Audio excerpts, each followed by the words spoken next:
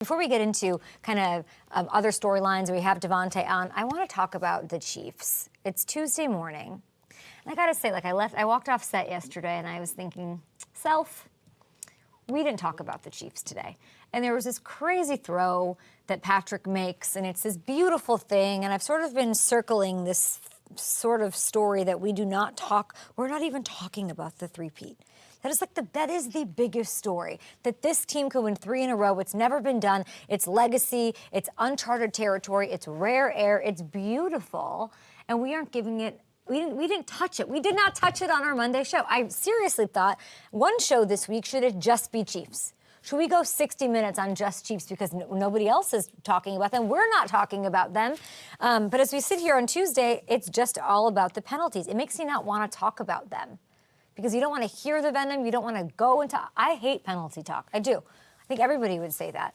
And listen, there was some borderline stuff. Borderline stuff went their way. We can say that. But there really wasn't anything wildly egregious. I'm sorry. I'm sorry, fans. I know we're anti-Chiefs. We're whatever. I don't know. I think it's a kind of weird look to make that the story. The refs didn't fly through the air to throw touchdown passes, y'all. The refs did not do that. I still don't understand how he did this. And maybe that's because I don't understand Interstellar and the laws of gravity or whatever dimension he's operating in. The refs didn't leave Kelce unattended. The refs didn't refuse to adjust. Maybe they couldn't adjust. I don't know. But here he is racking up, catch after catch in big moments, middle of the field.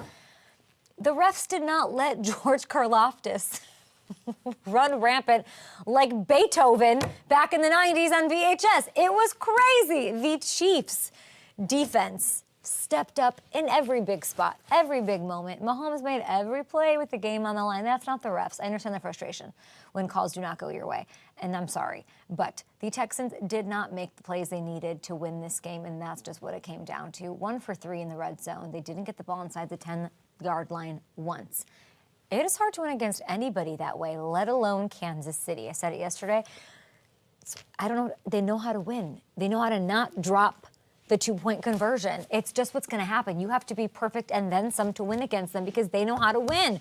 And maybe it's the ultimate badge of honor, and they're walking around like feeling themselves. They felt, we've always kind of treated them like this through this dynasty that they have.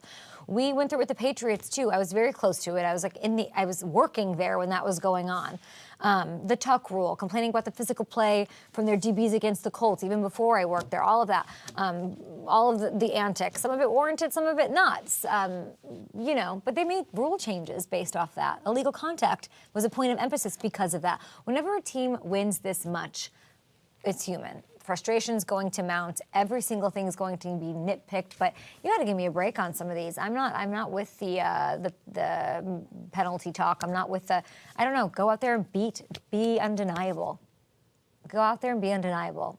Sorry, the Texans, they were not undeniable. Mahomes gets to play in the AFC Championship, number 7 in 7 seasons. It's so crazy. It's actually completely absurd. How do we not celebrate that? What we celebrate in this sport is greatness, consistency. He's never been mired in anything. Like, he's just a big kid out there, shows up in the big moments. We try to, what knock do we have on him that he, doesn't try as hard as he can against bad teams like the Panthers and Raiders in the regular season?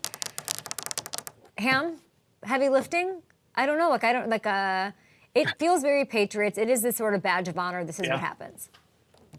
Yeah. I think, people have Chiefs fatigue, and I get it.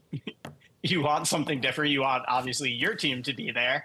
But it is a tough thing. It shouldn't take away from the greatness that we're witnessing, and we should be able to appreciate it. The Bulls in the 90s, it was the same thing. Growing up as a Knicks fan, you hate Jordan, and then you grow to appreciate him over time. I hope at some point people take a step back, non-Chiefs fans will take a step back and kind of appreciate this, because it is what we're witnessing is, especially in this era of football, is just, it's unbelievable to see what Mahomes and this team is doing.